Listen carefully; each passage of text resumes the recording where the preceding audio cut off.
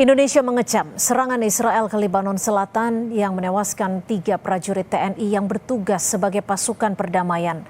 Indonesia pun meminta PBB melakukan investigasi dan transparan terhadap hasilnya.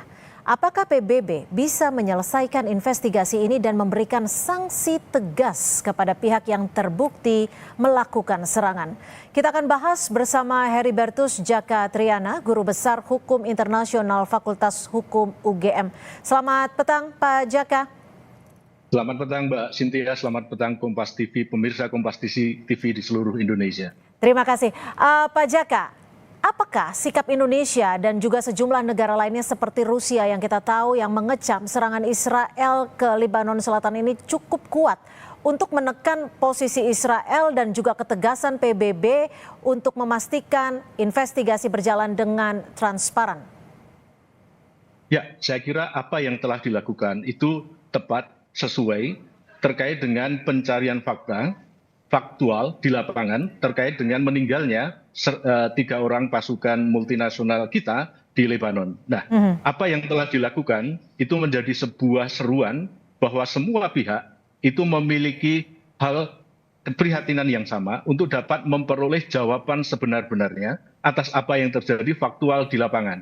Yang jadi masalah saat sekarang adalah ini terjadi di level taktis. Pasukan perdamaian itu juga memiliki level operasional. Di tengah-tengah bagaimana top contributing countries itu juga melaksanakan tugas-tugasnya dan di level strategis di New York. Saya kira leveling ini yang menjadi perhatian, kuncinya adalah adanya pengungkapan fakta sebenar-benarnya terkait dengan insiden yang terjadi di lapangan. Sehingga investigasi yang sedang dilakukan itu menjadi titik awal untuk mengungkap siapa yang bertanggung jawab, bagaimana bentuk pertanggungjawaban itu, dan bagaimana kita akan bereaksi terhadap kejadian yang ada di Lebanon tersebut. Saya kira apa yang tadi disampaikan oleh Panglima, apa yang disampaikan oleh PBB itu menjadi sebuah hal yang baik, dan saya kira concern masyarakat internasional itu juga firm bahwa ini adalah melanggar hukum internasional. Ya, Pak Djaka, tapi jika memang nantinya, ini kita tentunya masih menunggu hasil investigasi. Tapi jika nantinya hasil investigasi mengarah kepada Israel, apakah posisi PBB ini bisa melakukan sanksi terhadap Israel itu sendiri? Karena kita tahu kan yang pemegang hak veto hanya ada 5 negara, termasuk Amerika Serikat yang merupakan sekutu dari Israel. Saya kira hasil investigasi itu akan menjadi sebuah hal yang tidak bisa terbantahkan. Dulu sekitar tahun 1952 ketika terjadi hal yang serupa, itu juga menjadi concern bersama di Kenya pada waktu itu bahwa ada pasukan perdamaian dunia yang karena terjadi kontak senjata meninggal, maka yang terjadi adalah investigasi secara menyeluruh yang dilakukan oleh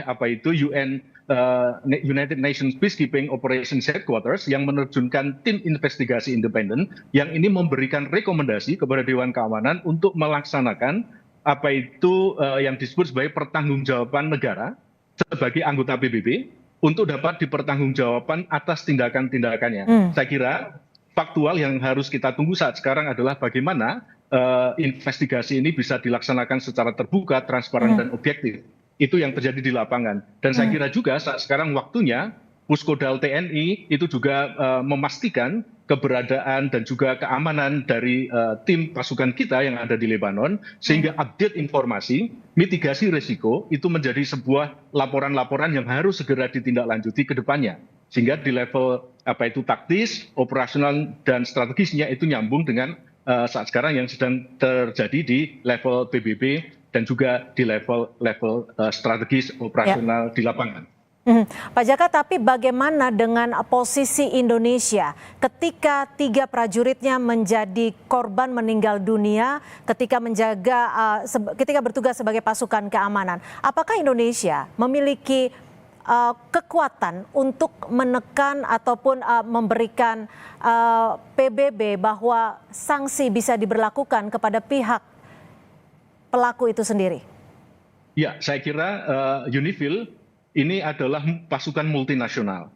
Kebersamaan pasukan multinasional sesama troop contributing countries itu menjadi sebuah spirit universal yang bisa menyatukan langkah bersama. Saya kira indikasi ini adalah momentum yang pas Dan kebetulan commander dari UNIFIL itu kan dari Perancis yang juga memiliki hak veto di dalam skema Dewan Keamanan PBB. Saya kira serangan yang menimbulkan kausalitas di dalam pasukan perdamaian ini menyatukan marwah dari pasukan perdamaian PBB untuk semua troop contributing countries itu bersatu menyuarakan ini dan menjadi sebuah international pressures, international scrutiny yang bisa digunakan untuk membuka hambatan-hambatan politis yang ada di PBB.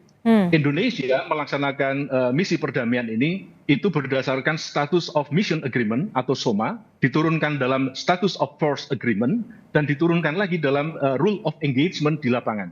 Saya kira mandat ini yang harus kita bawa bahwa Indonesia itu mewakili PBB di wilayah konflik Lebanon Selatan dengan Israel. Dan ini saya kira jangan kita langsung menganggap bahwa ini adalah sebuah tindakan yang harus segera kita sikapi secara tergesa-gesa gitu ya. Tetapi harus kita lihat bahwa ini ada mandat gede, ada marwah yang hendak dijaga sebagai pengejawatan politik luar negeri yang bebas aktif, dan Indonesia sebagai negara cinta damai yang berkontribusi aktif terhadap upaya penciptaan keamanan perdamaian internasional. Saya kira momentumnya pas. Ini bisa menyatukan semua troop contributing countries, termasuk mereka yang punya status hak veto di PBB, untuk menginisiasi sumbatan-sumbatan politis di PBB, di Dewan Keamanan. Dan saya kira salah satu langkah yang mungkin bisa dilakukan adalah menyatukan Uniting for Peace di Majelis Umum PBB sebagai satu bentuk advokasi internasional, Mbak. Tapi dari pengamatan Anda sendiri, seberapa transparannya nanti Dewan Keamanan PBB untuk menginvestigasi peristiwa ini, dan bagaimana nantinya ketika ada hak veto yang dikeluarkan oleh salah satu dari 5 negara pemegang hak veto?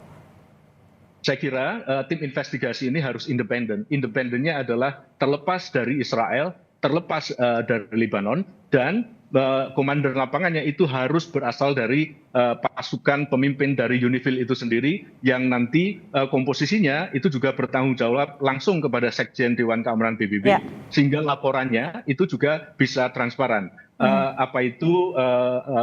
Ahli-ahli di bidang hukum humaniter internasional saya kira juga perlu dilibatkan untuk menjaga objektivitas dan transparansi dari investigasi ini yang dibentuk oleh Sekjen PBB, sehingga kita tunggu nanti komposisinya seperti apa. Dan saya dengar bahwa investigasi ini akan berjalan secara cepat, proporsional, dan terbuka untuk umum. Kita tunggu itu dulu, dan kita juga berharap semoga ini bisa menjadi sebuah langkah awal untuk menentukan legal standing diplomasi kita semua di dalam mekanisme PBB. Pak Jaka, kita tahu bahwa serangan terhadap peacekeeper ini menjadi salah satu pelanggaran yang bisa dikatakan pelanggaran yang sangat tinggi terhadap mandat PBB. Lalu sebenarnya apa sih yang bisa disangsi kepada negara yang melakukan serangan? PBB sebagai organisasi internasional, kebetulan pada saat sekarang Lebanon dan Israel itu kan juga sama-sama anggota PBB. Maka yang muncul adalah bagaimana menjalankan kewajiban negara anggota terhadap organisasi ini menjadi sebuah kajian, sebuah way out terkait dengan kemungkinan pertanggungjawaban negara sebagai anggota organisasi internasional terhadap Israel, yang ketika nanti investigasi ini terbukti bahwa Israel melakukan serangan itu, maka kepadanya akan dapat dikenakan pertanggungjawaban negara sebagai anggota dari PBB. Nah, bentuk dari pertanggungjawaban ini secara internal ini kan banyak ya terkait dengan keanggotaan itu, misalnya embargo, misalnya pressure, dan lain sebagainya. Nah, nanti saya kira saatnya Indonesia juga mengambil momentum ini untuk mengadvokasi sesama troop contributing countries untuk mengawal dan juga memastikan bahwa investigasi dan langkah-langkah ke depannya itu akan tepat untuk perbaikan ke depannya, untuk perlindungan pasukan perdamaian PBB ke depannya, Mbak. Baik, terima kasih Pak Heribertus Djaka Triana, Guru Besar Hukum Internasional Fakultas Hukum Universitas Gadjah Mada. Terima kasih Pak Djaka, selamat sore. Sama-sama.